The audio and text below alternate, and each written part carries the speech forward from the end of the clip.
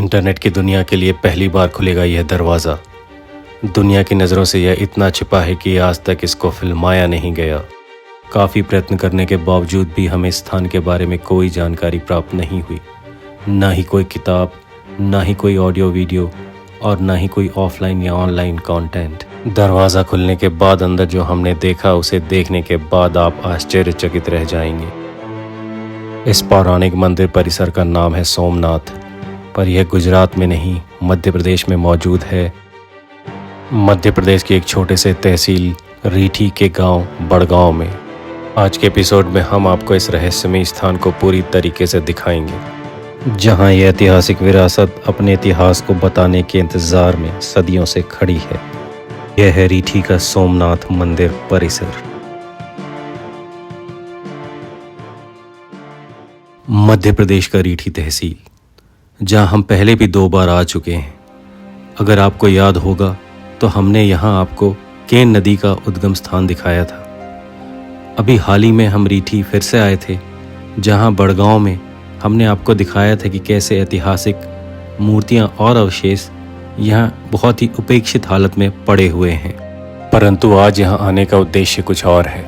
ऐतिहासिक विरासतों से परिपूर्ण इस गांव का एक हिस्सा है जो ASI यानी आर्कियोलॉजिकल सर्वे ऑफ इंडिया की निगरानी में है।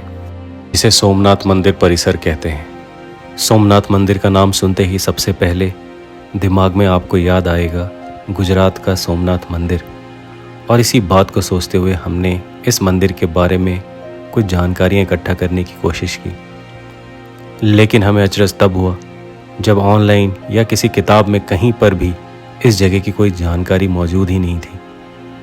फिर हमने सोचा क्यों ना यहाँ जाकर पता किया जाए कि यहाँ पर इस मंदिर को सोमनाथ मंदिर क्यों कहा जाता है और यहाँ पर ऐतिहासिक और प्रागैतिहासिक क्या क्या विरासतें मौजूद हैं। लेकिन यहाँ आने के बाद हमने अचरज से परिपूर्ण कुछ ऐसी चीज़ें देखी जिसे हमें लगा कि आपके साथ साझा करना बहुत ज़रूरी है, ख़ास तौर पे उस स्थान पर जहाँ इस फिल्म के उत्तरार्ध में हम आपको लेकर जाने वाले हैं। सोमनाथ मंदिर कॉम्प्लेक्स 2 हिस्सों में बटा हुआ है, जिसके पहले हिस्से में आप भी हम मौजूद हैं। आपको नाम से तो समझ में आ ही गया होगा कि यह मंदिर कॉम्प्लेक्स किसको डेडिकेटेड है, परंतु इतिहास के पन्नों में पिछले 2000 सालों से कई परिवर्तन आते गए हैं, जिसके बारे में हम आगे बात करेंगे। मंदिर के साथ साथ चलने से ये सामने दिख रहा है कि मंदिर पूरी तरीके से क्षतिग्रस्त है, परंतु इसका आकार कैसा रहा होगा उसको देखने के लिए हमें मंदिर को ऊपर से देखना पड़ेगा। अभी आप देख सकते हैं कि मंदिर का गर्भगृह नजर आ रहा है। इस मंदिर के आखिरी हिस्से में गर्भगृह में ही प्रतिमा स्थापित होगी।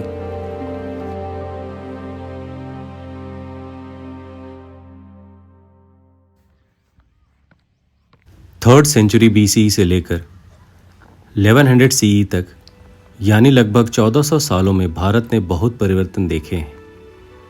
जहां 3rd सेंचुरी BCE में सम्राट अशोक ने बौद्ध धर्म का प्रचार करने के लिए कई स्तंभों और स्तूपों का निर्माण किया, वहीं उनके राज्य से लगभग 500 साल बाद चंद्रगुप्ता I ने कई हिंदू मंदिरों की स्थापना की गुप्ता पीरियड में। आगे चलकर भारत के मध्य हिस्से में अर्ली कल्चुरी और लेटर कल्चुरी, जिन्हें छेदी के कल्चुरी भी कहा जाता है, उन्होंने मंदिरों की बनावट की शैली पर अपना छाप छोड़ा, जिसकी वजह से इन पौराणिक मंदिरों में आपको हर समय क्या झलक देखने को मिलता है। चलिए अब आपको इस मंदिर परिसर के दूसरे हिस्से में लेकर चलते हैं, जो कि कुछ कदम की दूरी पर है। समय के साथ बीच में यहाँ पर कुछ घर बन गए हैं, जिसकी वजह से यह दोनों मंदिर क्षेत्र एक दूसरे से कुछ कदमों की दूरी पर है।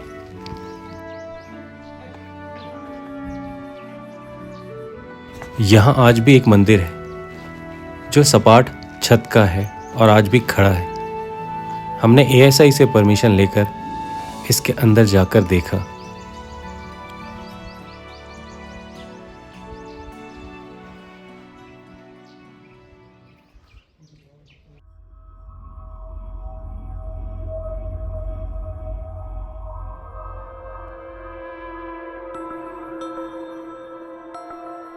और अंदर जाते ही जो संरचना हमने देखा उसको देखकर हम चौंक गए। यह लगभग 7 फीट ऊंचा अलौकिक स्तंभ है जिसे शिवलिंग बताया गया, परंतु जैसा कि हमने पहले कहा कि इस स्थान के बारे में कोई भी प्रॉपर डॉक्यूमेंटेशन नहीं है, इसीलिए अभी हमारे लिए यह बता पाना बहुत मुश्किल होगा।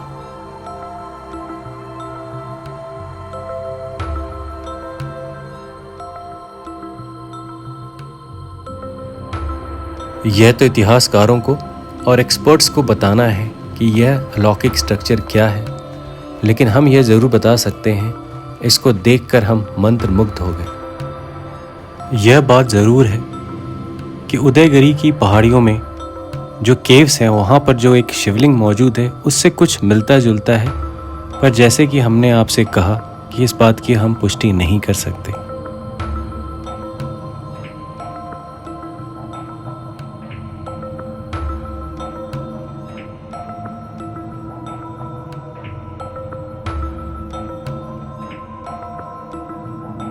इसके अलावा इस जगह पे और भी बहुत सारे खूबसूरत नक्काशी की हुई मूर्तियाँ इत्यादि हैं जो कि इस मंदिर की नहीं है बल्कि आसपास मौजूद होंगी, जिसे संरक्षण देने के लिए इस जगह पर रखा गया होगा, क्योंकि आमतौर पर इसे बंद करके रखा जाता है।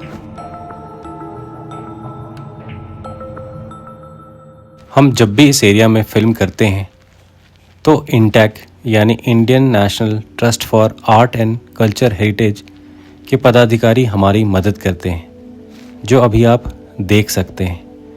इनके साथ मिलकर हमने कुछ समय बिताया और समझने की कोशिश की यहाँ की बाकी पड़ी हुई मूर्तियों को।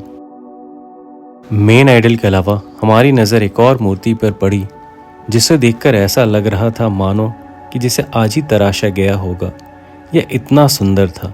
यह शायद माँ सरस्वती या फिर माँ शारदा की मूर्ति है, जो कि अभी भी एकदम इंटैक्ट है।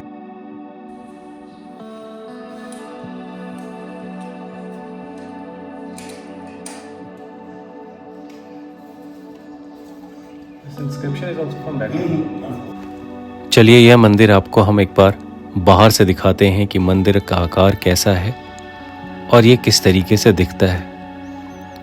आप देख सकते हैं कि यह मंदिर का छत सपाट है और इस जिसे शैली में बनाया गया है, अमूमन यह शैली गुप्ता पीरियड का होता है।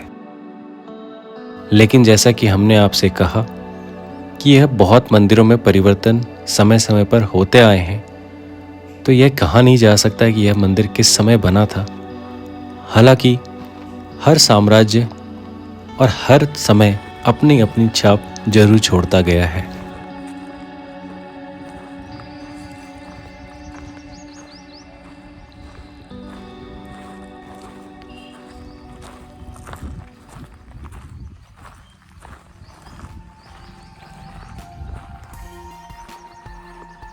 यहाँ के मंदिर कॉम्प्लेक्स में क्योंकि एक गेट है और चारों तरफ से बाउंड्री वॉल है, इसलिए यहाँ थोड़ा सुरक्षित होने की वजह से अब जो बाहर पड़ी हुए बहुत सारी मूर्तियाँ वगैरह हैं उसे धीरे धीरे कर एएसआई संरक्षण में लाना शुरू की है। आपको याद होगा कि इससे पहले हमने आपको एक वीडियो में दिखाया था कि किस तरीके से पूरे गांव में हर जगह मूर्तियाँ फैली पड़ी हैं। उसमें से कम कुछ मूर्तियाँ अब इस जगह पर सुरक्षित हैं, जो कि आप देख सकते हैं। आपको एक बार हम यहाँ पर लाई गई कुछ और मूर्तियाँ और अवशेषों को दिखाते हैं, जो कि अप्रतिम है।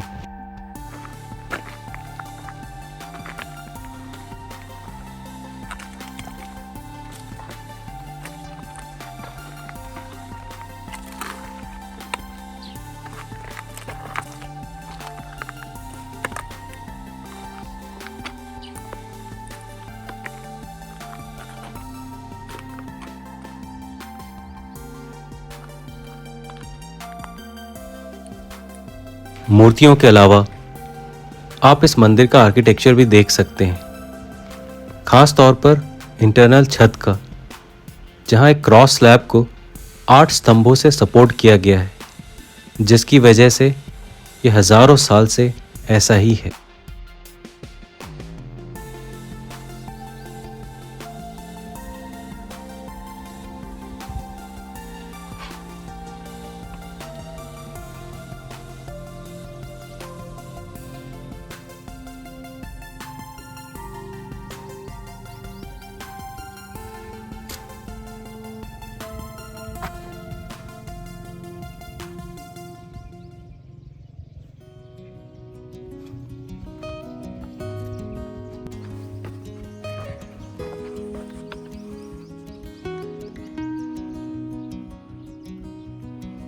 ASI की प्रोटेक्टेड मॉन्यूमेंट लिस्ट में इस जगह का नाम है और इनके लिटरेचर में जो कुछ लाइनें इस जगह के बारे में लिखी हुई हैं वो भी आप देख सकते हैं, जिसका रेफरेंस भारत के बहुत ही महत्वपूर्ण इतिहासकार RD बनर्जी की किताब से दिया गया है।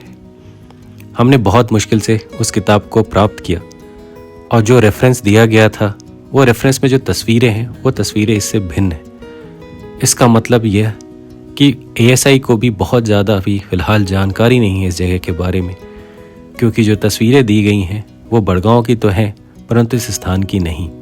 इसलिए हमारा निवेदन रहेगा ASI से भी और इंडिपेंडेंट रिसर्चर से भी कि यहाँ आएँ, इस जगह के बारे में और जानकारी प्राप्त करें और लोगों तक यहाँ की हिस्ट्री को पहुँचाएं।